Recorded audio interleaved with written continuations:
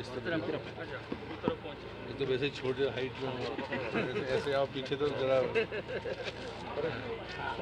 मंत्री जी, जिला अस्पताल का निरीक्षण किया है, ऑक्सीजन प्लांट का भी निरीक्षण किया है। लंबा समय हो गया लेकिन ऑक्सीजन प्लांट चालू नहीं हो पा रहा, क्यों नहीं हो पा रहा? नहीं, जो टाइम समय तय था उस पर वो कंप्लीट है, और मैं इस बात के लिए प्रधानमंत्री का हृदय से आभार व्यक्त करता हूँ। आप सब भी इसके प्रत्यक्षदर्शी हैं कि जिस आपदा के बीच में ये सफलताएं दमोह को और देश को मिली हैं, इसकी जितनी सराहना की जाए वो कम है। और सामूहिक तौर पर हम लोगों का आग्रह ये है कि देश भर में हर जिले में 3 से ज़्यादा ऑक्सीजन प्लांट इस दौरान इंस्टॉल करने का संकल्प है। कुछ राज्य सरकार ने किए हैं, बाकी भारत सरकार ने किए हैं।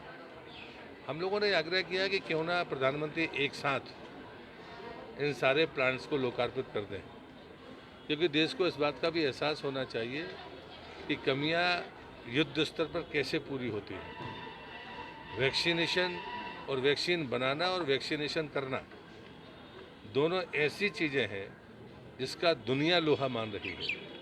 और मुझे लगता है कि सितंबर में लगभग 20 करोड़ लोगों का वैक्सीनेशन होने के बाद 80 करोड़ लोग देश के वैक्सीनेट होंगे।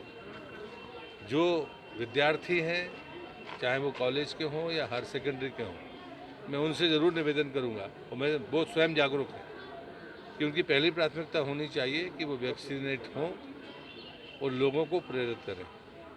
भारत का जो तीसरी सफलता है कि 12 वर्ष की आयु तक के छात्र छात्राओं को वैक्सीनेशन की तैयारी है। कि दुनिया में इतनी बड़ी सफलता है जिसके लिए मुझे लगता है कि शब्द मेरे पास नहीं है। लेकिन मैं फिर भी मानता हूँ कि स्वास्थ्य सुविधाएं जितनी बेहतर हों वो उतना अच्छा। प्रधानमंत्री ने आयुष्मान कार्ड से ये चीज़ शुरू की थी, और कोरोना के कालखंड के बावजूद भी हम यहाँ तक पहुँचे हैं। और बाकी जो स्थानीय तौर पर होता है, मेंटेनेंस की बातें होती है, वो भी मैकेनाइज हो रही हैं।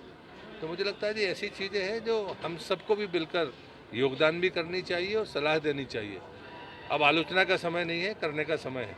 आज़ादी का अमृत महोत्सव है, देश की आज़ादी के 75 वर्ष पूरे हुए हैं, होने वाले हैं, 15 अगस्त से शुरू हो गया है। इन 2 वर्षों में हमें अपने कार्यों की और जिम्मेदारियों का मूल्यांकन करना चाहिए। और मैं निवेदन करूंगा कि कोई हो, चाहे हम हों या आप हों, हम सबको कर्तव्यों की तरफ आगे बढ़ना चाहिए। अब अधिकारों की बातें करना 75 साल की आज़ादी के बाद ठीक नहीं होगा। हमें अधिकार प्राप्त है, अब हम कर्तव्यों में कितनी ईमानदारी और संकल्प हमारे भीतर है, इसकी चिंता करें। सर, बुंदेलखंड की लाइफलाइन कही जाने वाली राजधानी एक्सप्रेस कई महीनों से बंद जल्दी शुरू होने वाली है। पर मुझे लगता है कि इसमें हम कोरोना के इस वेव को देखेंगे।